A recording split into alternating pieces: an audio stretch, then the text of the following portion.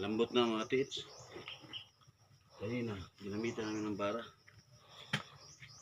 Diyan, matagal yung lambot. Malalim. Dito, wala pang 1 meter. Malambot na. Pwede na pala yung gamitin.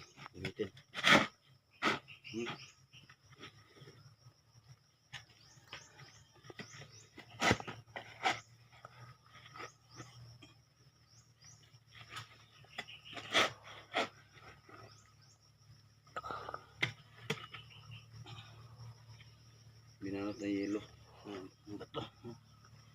Pinabalot ng mga yelo ang mga bato.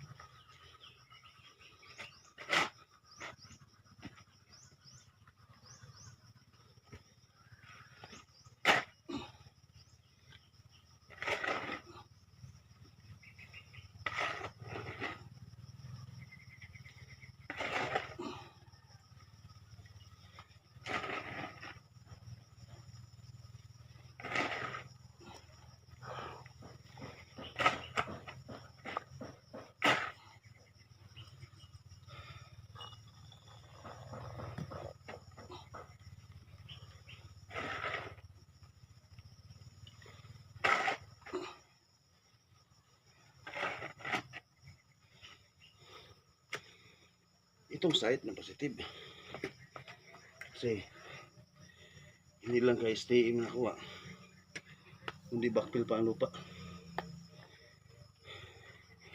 Yung mga STM na nakuha talagang sinadya talaga, tulad dito binibiyak nila. Tulad nito triangle, nito marami. Ito pa box to heart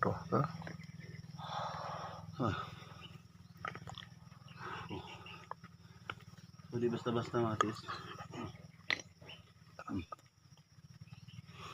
Yung site na ngayon.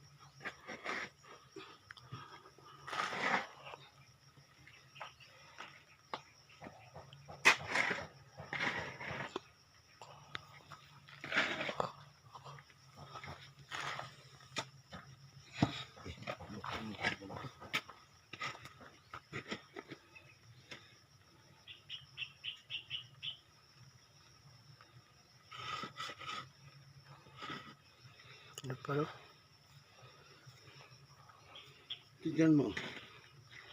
Bato na parang kinasun na pamaypay ba? Perfect. Pamaypay. Pag seal to, saya ng bomba. So yan. Ano ba yan?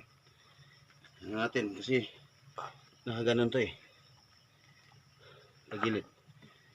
May isa pa natin kung ano to.